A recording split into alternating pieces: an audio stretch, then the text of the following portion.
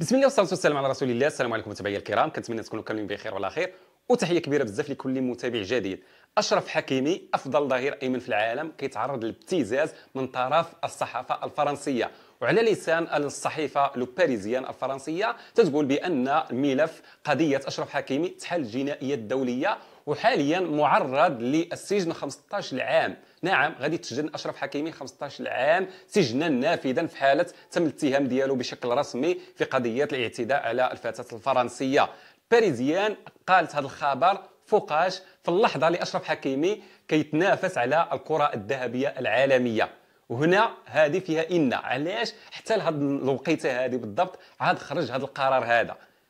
هنا كيبان ان فرنسا ما كاين لا دوله ديمقراطيه لا والو، دائما الافريقي والعربي مهان، وكيتعتبر من الدرجه الثالثه في فرنسا واخا يدير اللي دار. اشرف حكيمي كيف ما كنعرفوا الصحافه العالميه كامله كتتكلم عليه انه افضل ظهير ايمن في العالم، هو المساهم الاول باش فاز باريس سان جيرمان بالثلاثيه بالكاس فرنسا، الدوري الفرنسي وكذلك دوري ابطال اوروبا. اشرف حكيمي تينافس بشكل شرس على الكره الذهبيه ويمكن يديها لديمبيلي اللاعب الفرنسي. هنايا الصحافه الفرنسيه وهذه القضيه ديال اشرف حكيمي جبدوها في هذه الوقيته لان بقي 4 ايام باش يعلنوا على الفائز بالكره الذهبيه، وهذا الشيء باش ياثر على ولدنا اشرف حكيمي باش ما يفوزش بالكره الذهبيه. تخيلوا معايا هذا الخبط في الصحافه الفرنسيه وكذلك في فرنسا بصفه عامه، رغم انهم تيقولوا فرنسا دوله ديمقراطيه، دوله الحقوق، دوله ديال، ولكن علاش بالضبط هذه القضيه جبدوها حتى هاد الايام ديال الكره الذهبيه؟ يعني بقى تقريبا 4 ايام على الاعلان على الفائز بالكره الذهبيه. فاش شافوا ان اشرف حكيمي كينافس بشراسه وانه جاي في المرتبه الثانيه من بعد ديمبيلي وربما يجي في المرتبه الاولى ويديروا الكره الذهبيه، ما غيرضاوش ان افريقي عربي مغربي يدي الكره الذهبيه العالميه ويكون افضل لاعب في العالم.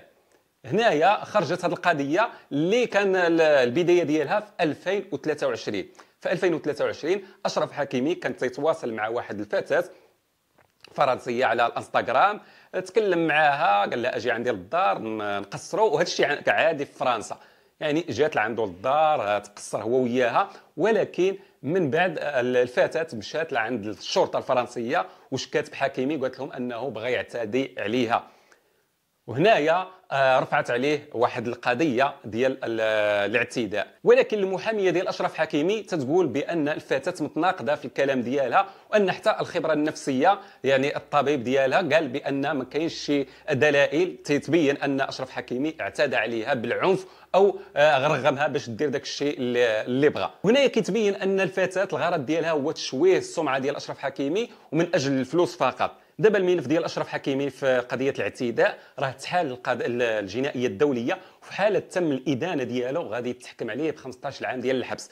تخيلوا معايا، وغادي ينهي الكارير ديالو، وهذه ما تبغيهاش حتى العدوك. الصراحه اشرف حكيمي ما نبغيولوش هذا السيناريو هذا، نتمناو تبان البراءه ديالو، لان ماشي اول مره يعني المشاهير ديال المغرب كاملين كيتعرضوا لهذه المضايقات وهذه الابتزازات، منهم سعد المجرد، المغني سعد المجرد المغربي كيف ما شفتوا، ودابا حاليا مازال كيقضي السجن في فرنسا بسبب كذلك الاعتداء على فتاه. والحاجه اللي مستغرب لها انا في هذه القضيه ديال اشرف حكيمي ان الصحافه الرياضيه المغربيه ما كتكلمش على الموضوع نهائيا وما كتدافعش على اشرف حكيمي، وخاصه الصحافه الالكترونيه مقارنه مع الصحافه الاوروبيه او العربيه بصفه عامه. يعني كيتكلموا على هذا الموضوع وكيدافعوا على اشرف حكيمي، حكيمي بالون دور، ولكن هذه الصحافه الصفراء الصحافه المغربيه ما لا علاقه، يعني منفصله على الواقع، ما عرفتش شنو واقع في العالم. واش هذه هي الصحافه اللي غادي تدافع على اللعيبيه ديال المنتخب المغربي، غتدافع على الحقوق ديال المنتخبات والفرق المغربيه؟ حنا شفنا الاقصاء ديال المنتخب المغربي ديال السيدات بسبب الغش وبالظلم التحكيمي. الصحافه المغربيه الرياضيه ما تكلمتش على الموضوع، تنتكلموا على الرسميه، اما بعض الصحافه الالكترونيه تكلمت، ولكن الرسميه ما تكلمتش على الموضوع وما دارش شي قرار باش تدافع على الحقوق ديال المنتخب المغربي النسوي. كذلك هو هذا الشيء اللي وقع لاشرف حكيمي، الصحافه صامته. شنو هو السبب؟ الله اعلم. راه الصحافه الصراحه الرياضيه في المغرب زيرو. المهم كنتمنى من اشرف حكيمي ولدنا افضل ظهير ايمن في العالم يخرج من هذه الورطه ونتمنوا له يفوز بالكره الذهبيه رغم كل شيء. ونتمنوا كذلك بان الصحافه المغربيه بالشعب المغربي يدعم اشرف حكيمي تحت هاشتاغ بالون دور، اشرف حكيمي بالون دور. انتم متابعي الكرام، شنو هو الراي ديالكم في هذه القضيه، في هذا المشكل هذه اللي واقع فيه اشرف حكيمي؟ وخاصه القضيه ظهرت في الفتره ديال التنافس او المنافسه على الكره الذهبيه العالميه. يعني هنايا كاين واحد النيه مبيته باش يشوشوا ويبتزوا اشرف حكيمي باش ما يفوزش بالكره الذهبيه ويفوز بها الفرنسي عثمان ديمبيلي.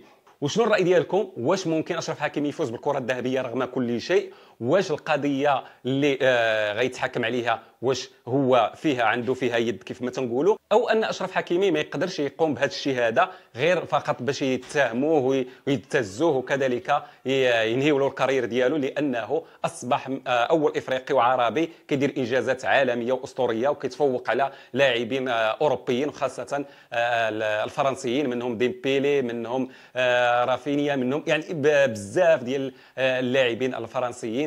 نبغي الاراء ديالكم في التعليق، وديما مغرب، والسلام عليكم ورحمه الله تعالى وبركاته.